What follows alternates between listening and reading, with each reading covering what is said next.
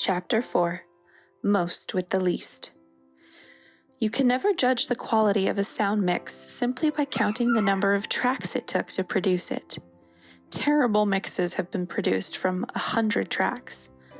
By the same token, wonderful mixes have been made from only 3 tracks. It depends on the initial choices that were made, the quality of the sounds, and how capable the blend of those sounds was of exciting emotions hidden in the hearts of the audience. The underlying principle: always try to do the most with the least, with the emphasis on try. You may not always succeed, but attempt to produce the greatest effect in the viewer's mind by the least number of things on screen. Why? Because you want to do only what is necessary to engage the imagination of the audience. Suggestion is always more effective than exposition.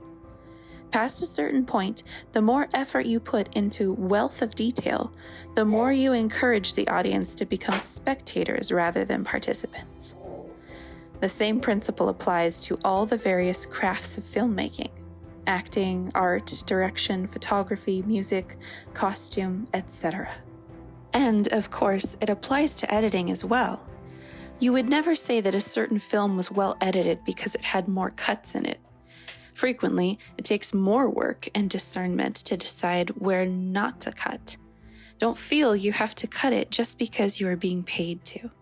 You are being paid to make decisions, and as far as whether to cut or not, the editor is actually making 24 decisions a second.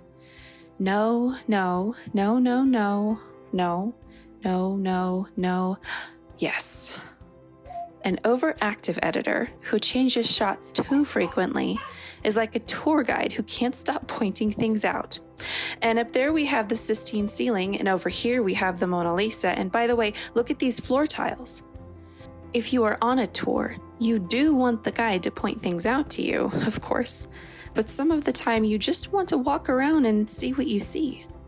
If the guide, that is to say the editor, doesn't have the confidence to let people themselves occasionally choose what to look at or to leave things to their imagination, then he is pursuing a goal, complete control, that in the end is self-defeating.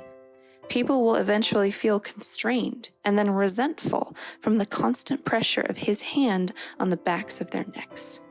Well, if what I'm saying is to do more with less, then is there any way to say how much less? Is it possible to take this right to its absurd logical conclusion and say, don't cut it all? Now we've come back to our first problem. Film is cut for practical reasons, and film is cut because cutting, that sudden disruption of reality, can be an effective tool in itself. So if the goal is as few cuts as possible, when you have to make a cut, what is it that makes a good one?